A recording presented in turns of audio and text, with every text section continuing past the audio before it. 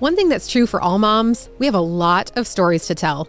Some are silly, some are gross, some bring us to tears. With each story that's shared, another mom feels a little less alone. So join us as we laugh, learn, and grow together. It's the iMom Podcast. Welcome to this week's episode of the iMom Podcast. Christmas is getting closer. Megan, Chloe, Susan, and Abby, we're all here.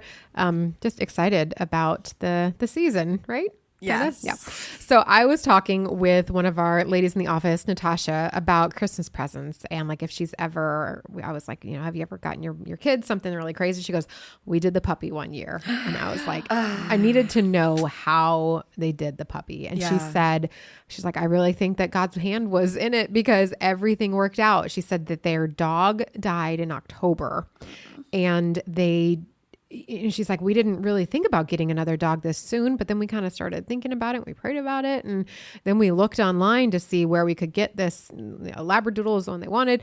And the timing all worked out. The people were actually driving from Kentucky, I think. They were in Kentucky. They were driving from Kentucky to like an hour south of where we live here in Florida. They met on the side of the interstate and got the dog 2 days before Christmas.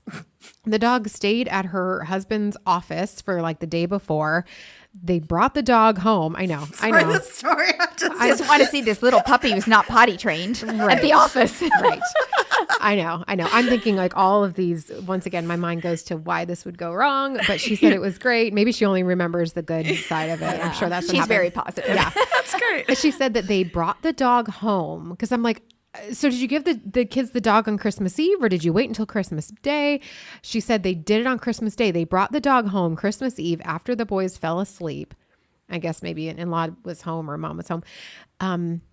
The dog climbed in bed with her and her husband and slept in bed with her and her husband, did not make a peep all night.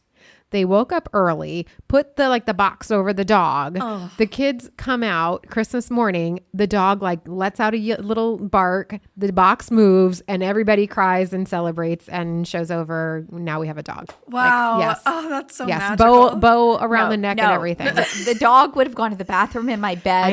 Something would happen. That would not have worked out for me. She's clearly misremembering how it happened. Yes. Yes. And they slept fine. Like it would have kept me up all night. I know. Wow. But she said it was like the best possible experience. And then I kind of did like the whole, no, we don't get pets for Christmas if you aren't a responsible pet owner. She's like, yeah. I don't want people to think that getting a dog for the first time, a puppy for the first time at Christmas is a good idea. But anyway, so today I wanted to talk about Christmas presents. Like, what do you get? How do you do it? How much do you get for the kids? Because gift giving is not my love language. I'm not a great gift giver. And so I struggle every year. So we just wanted to talk to you guys about how you make it work with your kids, with your husband. And so Megan, you're the expert. How do you pair a good present with the person? What is your trick? Or are you just good at receiving? I like asking people exactly what they want because I know I like to be asked exactly what I want. So I have a little bit of a different situation because like I said, I think I said this in a previous episode, but my husband and I are kind of in the stage where we'd rather travel or save money to do things, work on the house or whatever it might be. And so we have kind of forgone giving each other gifts over the past couple of years and just get gifts for the kids. And then I come from a family of 5 siblings, seven, two parents. And so we have decided that the 5 of us kids are not going to give each other gifts because it's just a lot. Like for 5 people to get, it's just too much. And so we just get one collective gift for our parents, which I coordinate. So, I actually don't have to buy that many gifts for people. So, with the kids though, do you feel, because sometimes I feel like I'm just buying crap to put under the tree and the kids don't actually want it. How do you know, do you think that you're getting good gifts for the kids? I learned this from my parents. So with us growing up, we got a gift from each of the 3 wise men, and then we got a gift from Santa. So we really only got 4 we got like 3 medium-sized gifts and then 1 like bigger gift or whatever. And so we knew that we weren't each going to get more than 4 gifts per se. And then we also got a stocking. So, but it was plenty of gifts. It just kind of put a cap on like how much each person got. And instead, because also too, I think kids can see number and quantity instead of like quality. So let's say you get your kid a $200 gift and then their sibling gets 3 $10 gifts. They think that they got more just because there's more quantity versus actually seeing the cost or whatever it might be. So I thought it was a good, just trend to have these 3 gifts from the 3 wise men and then the 1 big one from Santa. Yeah, all those like little tricks, like well, Jesus got 3, so my kids will get 3. Or there's the want, need, wear, read. So they get 4 things: something they want, something they need, something they can wear, and then something to read. Like I tried those. I know. When the kid opens the book, it's like, I tried those. And then I was like, I want Christmas morning to last longer. I want the present opening to be more than just 3 presents, That's what the stocking's for. You got to wrap everything. You can individually wrap like Tic Tacs in their stocking. That's a great idea. I always stuff the bottom of the stocking with need socks, underwear, because the darn stockings are big. Yeah, true. And then there's always a fun little extra surprise that's a Yeah, little but bit more valuable. Y'all, in like middle school, high school, when you start getting more as a girl in intimate things. Oh my gosh. My dad has his like camcorder out and he's videoing me like pulling things out of my stocking, and I pull out like a thong. You can take this out. What's that? Oh, What's no. that? That's not coming out. That's staying in. And Of course, my I get the dad is looks. like videotaping. He's videotaping and he like slams, the side of the camcorder shut, and he's like, Susan, what is that? Why does she need that? Blah, blah, blah, blah, blah. Horrified that gosh. his little girl is grown up and is Oh not my wearing gosh. And my mom's like, pennies. well, Mark, you can't have panty lines. Like, explain. So then there's this, like, I'm the oldest of 5. I have 2 younger brothers. There's this whole, like, family discussion of whether I should be wearing, and it's just, like, way too much. Oh my gosh. Which goes back to our episode about expectations and like what you imagine Christmas morning to be like. You don't Yeah, imagine exactly. a lecture on panty lines on Christmas morning. That's great. from So, your like- father. So what do you do when it gets to be November, early December, and you know that you want to start Christmas shopping, but you can't think of what to buy? Do you guys have any tricks? For example, my trick is that throughout the year, I have a note on my phone, and anytime I think of something, I write it down, because like when you're trying to think of it, you can't think of Yeah. It's in my calendar. I have a list. Every person. Yeah. Because I have to buy. Mark doesn't shop for anything. 0. Doesn't go to stores at all. And so I have to do his whole family, my Yeah. whole family, my kids. So I have lists, and I keep the list in my calendar because guess what? I go back to it. Like last year, what did I get them? Oh, that's good. Oh, Because it's just hard to smart. remember. Okay, like I've gotten his mother a purse 3 years in a row. Gotta come up with a Yeah. new idea. That's smart. Well, Yeah. inventory. It is. I take inventory the year before. Chloe, do you just rely on your memory? No, I do a note in like my notes app, and Trent is a fantastic gift giver, so I rely on him. I love that. What about being more intentional with the gifts that we buy our kids? Like, how do you buy the right gifts for the right reason? Or is that overthinking it? And I think this is probably more of a question for people with older kids, or like when your kids get to be a little bit older. For example, go ahead, Susan. So I will say this. I know some people do this, so this isn't like casting shade because everybody does their own thing. But we did not buy utilitarian things that we were going to be in charge of for our kids for Christmas. So, for example, cell phones. They did not get that for Christmas. We own the cell phone. We pay the bills. You're just getting to use it. So it wasn't a gift. They could never say, this is mine. Things like Xbox that everyone was going to use had to be joint gifts because it's not fair if it's one person's and another wants to play it. So we had to really think about that with 5 kids. That's good. I think also, asking whether or not the gift will move your child toward the family or away from the family is, or toward your family values, I think is a good question to ask. Maybe for you, maybe you and your husband love video games. And so buying a gaming system is fine. But if you don't like video games and you also don't like being in front of the screen, you'd rather be outside, than buying your kids a gaming system. It just means that your family is going to be separate. So, asking that question. Also asking if like maybe a gift is helping your child step into a gift or a talent that they have, like an intentional gift would be one that brings out an interest in your child or helps them grow that. I got a question for you guys. My son will be 3 months on Christmas this year. What'd you guys do when for your first Christmas with your You tell all the grandparents that you have plenty of toys and to put money in their college account. Oh, that's okay. I like that tip. That's good. Yeah, I don't think there was anything under the tree for Liam because he was born September. Yeah. So same story. Itty bitty at Christmas. No, I think Bank it. yeah. Yeah. Ask for some cash. Yeah, I mean, there's no point. There's Yeah. no point at that age. Even at like 1, you just wrap a box. Yeah. It's even hard. It's even hard. So in Megan's case, back is 1. They have so many toys for a 1-year-old. It's hard because, Megan, she's going to throw it away. She wants to keep that. Well, and that's why I really appreciate like when they're so little that they can't even appreciate gifts. I'm fine if they want to get them a little toy that they'll play with for 10 minutes and then move on from, fine. But like they like one of Hampton's grandparents actually got the boys like some Apple stock and it's already gone up so much. Is that brilliant? Gift That was for you. brilliant.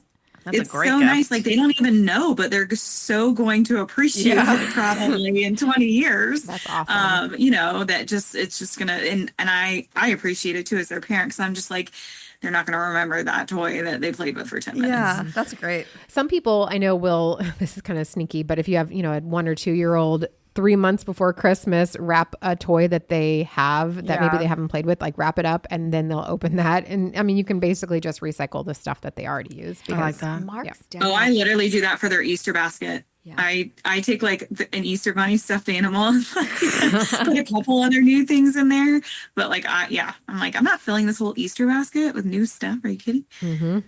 Mark's dad, one point, had when gold was really low, had bought a bunch of cougar hands, and oh my gosh, you should have seen the kids when every year he'd give them a cougar hand. Wow. They'd be I don't like, even know "Where's what that mine?" is. What's the word? It's a gold coin, Like a gold doubloon? like solid gold.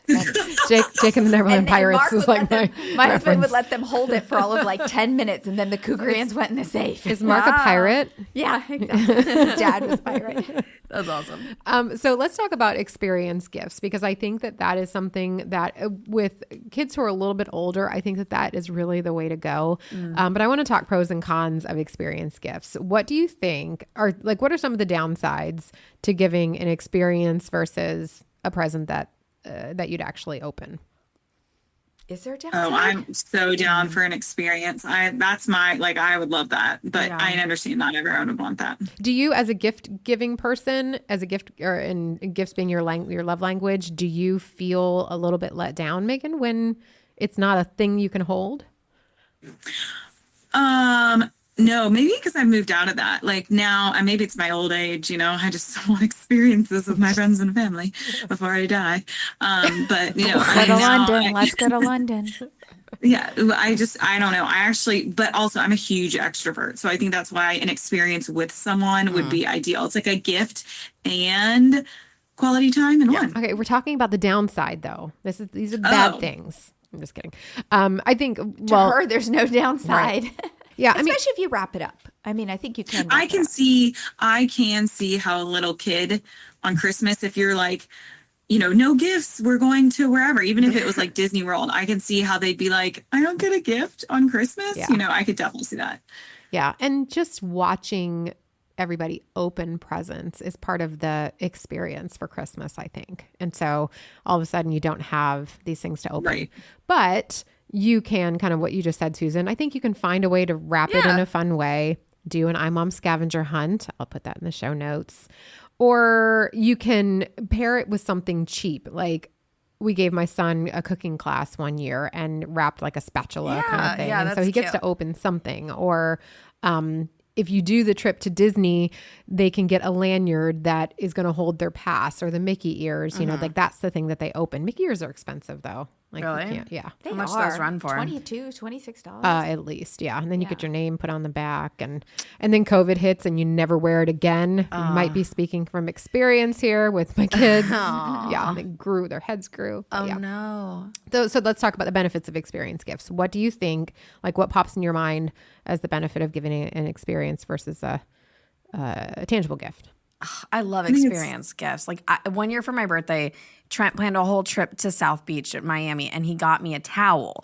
And I opened it up, and I was like, cool. And he's like, you can use this on our trip to Miami. I was like, When the Price is Right or something. yeah, like it's just fun. I don't know. It's But you're exciting. older, so for Yeah. kids, is there a difference? Maybe? Yeah. Yeah. Well, I They just have think to it's in the like they may be disappointed in the short term because they don't have something, Yeah. you know, like an actual present. But I think in the long run, like they're gonna remember that. They're gonna have pictures from it. It's gonna be a core memory that they remember for the rest of their lives, and they will always look back on. Versus, like I said, that toy that they might play for 10 minutes with for 10 minutes. They're not gonna remember that. Yeah.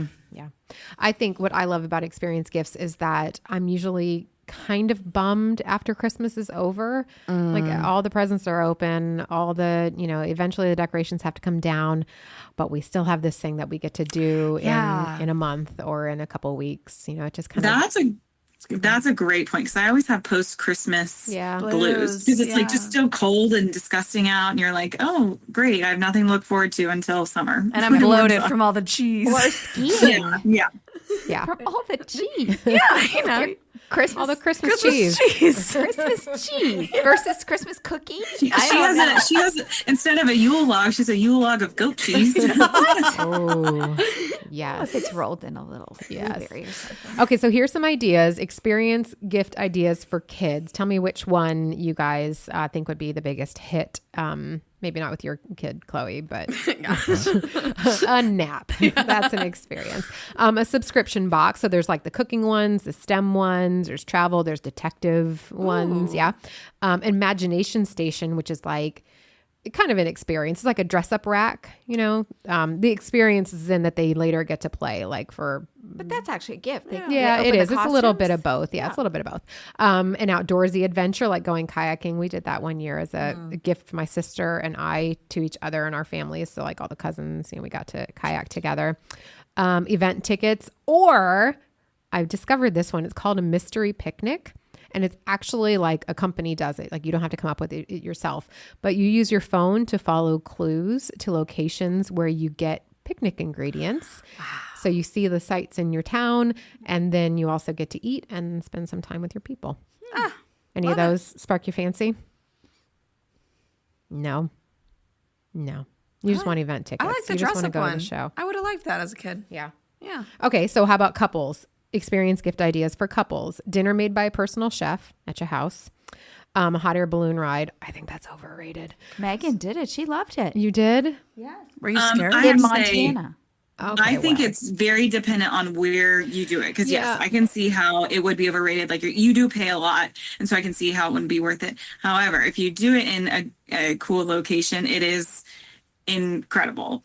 So it just depends. Like when But if you don't like heights, obviously, like you're not going to do that. I'm okay with heights, but like when we take off in a plane from like Tampa International Airport, I'm like, oh look, there's an industrial area, and look, Not there's an Tampa. apartment complex. Like I don't want to. It's the lightning capital of the world, not Tampa. Yeah, too. Well, That yeah, too. like not in. I mean, we did it in Montana, so you like overlook all the mountains and everything. I think it just depends on the location. If your husband's got you for Christmas, got you dance lessons, what would your reaction be? Chloe's my face. God. Oh, and see, I would love it. I would love it. I think I would like it too. I would totally love it. I'm a think I fantastic wouldn't want to dancer. be videoed because, but No. I would pretend I was dancing with the stars or something. Well, yeah. Right, Chloe, We you're did just saying. We did that as a married group, but it was us. I mean, the girls were the ones who were like, "We're doing this." We did a swing dancing class. It was fun.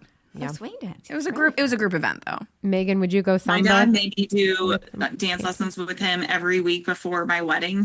She hated And it. he loved it. So I like did it because he loved it so much, and he just felt very out of the wedding planning. So I was like, that's fine. Like this will be our thing to do together. But y'all, it was horrible. That's And very then Megan got so nervous. Remember, she doesn't like being put on the spot. That when they came time to do their dance, remember, you didn't really do it. Well, because my dad wasn't focusing on our first dance. He was focusing on the steps. And I just finally looked at him and I just said, Dad, I don't care about the steps. Like this is not our first dance. Our father-daughter, what do they call it? Father-daughter. Yeah. That's Yeah. sweet. I love it. I just didn't want to focus on the steps and like making sure we nailed every step. No one cares. That's a beautiful metaphor for life. All right, I want to try something a little bit different this episode. I want to do a round of rapid fire questions, just about gift giving and like strategizing, for parents giving gifts to kids. So, are you ready? Not that we can't like talk about it, like we don't have to like move on right away, but just we're doing these kind of quickly. What is a good way to hide gifts if you have kids that peek? In the trunk of your car, or your husband's car if he has a trunk, if you don't have one. I've heard about in luggage, and then you zip up the luggage. And lock it. Ooh. I always found them where my mom hid them, so she was terrible at it. Me too. Yeah. What about wrapping gifts? Do you have any tricks to make the process better? I give it to my daughter Emily, who's super creative and color coordinates. She even picks out the wrapping paper. Outsource. That's great. I am like, I only buy the paper that has the grids on the back now because I feel like the grids are a lifesaver. Also, don't try and get the bargain wrapping paper. Just go for the expensive one. Exactly. It's got to look good under the tree. Yeah. But And, also, I color code each child. Yeah. Each child has a different color paper. It's good. that's smart. Yeah, I do that too. And I label, this is going to show a really ugly side of me. I put labels on the gifts and I number the gifts and we have to open them in the order. We're just all about opening the gifts. That's so annoying. I want to slow it down and so everybody takes a it's turn. gotta be chaotic and No, everyone opens and you give the attention to the person that's I opening die. the gift. Y'all, I had such a like interesting experience because my mom just said how we do Christmas. Everyone just opens It's everything all at 5 once in kids. chaos. We'd be there for At my- 3 days. Listen, so at Hampton's family's Christmas, they go one by one and everyone opens it slowly. That's what we do. Holds it up. That's what we do. Everyone comments That's on what we it. do. They talk about it. Is there another way? And then it goes to the next person. Like it Exactly. takes like 3 hours. Perfect. I'm gonna be part of that family. I love it. Well, Abby's showing up at Hampton's Christmas next year. I'm here. And I bet you No, but- film the whole thing and watch it. I would. It's great. No, No, but both are great. It's just so funny. Like it's just such a like. It's just so funny how families do things so differently that there's just it's just so funny. It's so funny to witness different. All right. So different next question: what about what's the rule for when kids can start opening toys in the morning? Forget the morning. I used to let them open one at night. Like the night before. Yeah. Yeah. Well, when we were past the, Did Santa stage. they get to pick which one? I can't remember, Megan. Do you? You usually would actually let us open because we usually did Christmas Eve with your parents and then Christmas Day with Dad's parents. So I feel like we usually opened their gifts because they were maybe there. that's it, but I always feel like I gave you something. We used to get to open I do it with my kids now where they can open the family game and we'll play the game. Aw. When I was a kid, we used to get to open one present. My mom always picked it out and it was always the calendar. Oh. Every time. So it was a square. We got handed a flat square. We're like, cool, we get to open our calendar. But it scratched the itch of wanting to open something. That's sweet. We're a fun family in case you couldn't tell. Oh, We're no. really we fun our family. kids wake up and there's always somebody who doesn't want to wake up and we all have to sit on the stairs and take a picture first. Oh, yeah. So in our pajamas, everybody, dogs and everything on the stairs. And then we go in and they just, we start opening. I put their piles. One of my friends has a rule that the kids can open their stockings before mom and dad get up. And then usually in the stocking is like a Lego set, like a little tiny Lego set or something that keeps them busy so that they don't wake mom and dad up at 4 a.m. Okay. Any tricks to the overnight toy assembly on Christmas Eve? Is there any way around Been there, it? done that. It's just a Just part do of it. life. You just got to do it. Ugh. Do it ahead if you can and hide it at somebody else's house. Yes. But Oh, that's a good idea. Someone else's house. yeah. Oh, no. Yeah. Do it because I've Yeah, done is that not just the dad's job to do that? No. You're not going to bed until it's done, so you have to be up for it too. Yeah, that's true. I'm like, here, you do this. I remember many a Christmas being by myself in that job. I hate to tell you, but yeah. So I did start trying to do it ahead. Yeah. Okay. What if your child asks Santa for something that you did not know they wanted? and it's like too late. Well, How do you surely explain they that? get. Well, in our house, they didn't get everything they wanted, so that just happened. We did use the iMom Christmas giving wish list, so I tried to hit the big things, but they only get 4 gifts, so there was always something they didn't get. That's a good lesson. Yeah. What do you do if the toy from Santa breaks? That happened to me this year. Oh, that's Oh, terrible. this happened to me. One of my dolls had to go back to Santa's workshop to get her hair redone because I had messed it up. And so that's like, they literally sent it off to, That's to nice. get a new head. It's American Girl dolls, and they come back in a box in a hospital gown. It's the cutest thing. I don't know if they still do that, but they come back in a box and it's so cute. In the little That's so hospital gown, like they sweet. came home. Well, my son's drone went back to Kohl's, which is where Santa's helpers picked it up from. And he never got another one. He still asks me. It's been a year, and he's like, so am I getting another drone? I'm like, no, probably not. We'll figure out. I'll take it up with Santa. Yeah. Aw. He's definitely like, I think when your kids get to be a certain age and they start asking those kinds of questions, it's a sign. We'll just leave Oh it no, there. I used to tell the Santa. We did do Santa, but when my kids would come home and say, "Mom, I know the truth. There's no Santa," and say, "Oh, I guess you're not getting a gift from him this year then," and they would just shut up. They wouldn't ruin it for the other kids because I'd say, "You don't believe you don't get a gift. Sorry, you're down to 3 wise men, and that's it." I still believe in Santa. I love All right, so I'm going to close a little bit of a conversation. We've talked about all the presents and all the things, but about teaching gratitude to our kids because we don't want our kids to be spoiled or materialistic, and we work all throughout the year, hopefully, to try to do that or to teach that. But then at Christmas, all of a sudden, people are talking about what they're getting, and we can kind of lose sight of what is the most important thing. So what can we do to help keep our families from having the wrong focus at Christmas? What are some thoughts? Well, I'm thinking of a friend of mine, Courtney DeVeo. You can follow her. She's actually just started blogging again, but she used this thing called Light 'em Up that I loved, and we did it for a few years. We actually have a printable where her girls would just prepare like a little candy cane and a little note, and they would give it to everyone they came across. The grocer, the garbage men, they'd run out, they'd be standing by the garbage cans and they'd give it to them. And it was just a way to bring joy to other people. Yep. And then we have the Christmas giving and receiving gift list. Is that what's Giving called? and Wish wishing. list. Yeah. Or isn't and it so- giving and wishing? Yeah, they have to come up with things that they can make or give to other people. Right. And they have to write those down. Like, who do you want to make or give a gift to? Who are you going to use your money on? Yep. And I think that's really good. If they want to make a list of what they want, they can also make right next to that, make a list of the things they want to give. and some of the things they can give can be surprises for their siblings. It doesn't have to be something they pay for. My parents did this for us, and they actually still do it as adults. One of the gifts they give us is from the Samaritan's Purse gift catalog. So one year, like, it was a goat. One year Gave it a was, goat, yeah. just something like that. So it kind of helps us just think about Yeah. somebody else. The other thing we used to try to do is a family meeting at Christmas time is talk about, it's the end of the year, where do we need to level up our tithing and talk about what we're going to give, what missions we're going to give to and how much money we have set aside. And well, it wasn't their money. It did it did make them aware that we were giving money away. That's good. My That's good. financier son would say, "You're giving away too much money." I do think the holidays, I mean, it's great to volunteer year round, and there are needs. There's hungry people in March, just like there are in December, but there are a lot of opportunities to volunteer at the holidays. And I know the times that we've, gone grocery shopping and then taken those things to the local pantry or whatever, it does help show my kids. Some people aren't getting Christmas presents. They're barely affording stuffing. I love doing Angel Tree at our church. I don't know if your church has it, but they have these requests from families that are lower income and don't have a lot of money to spend.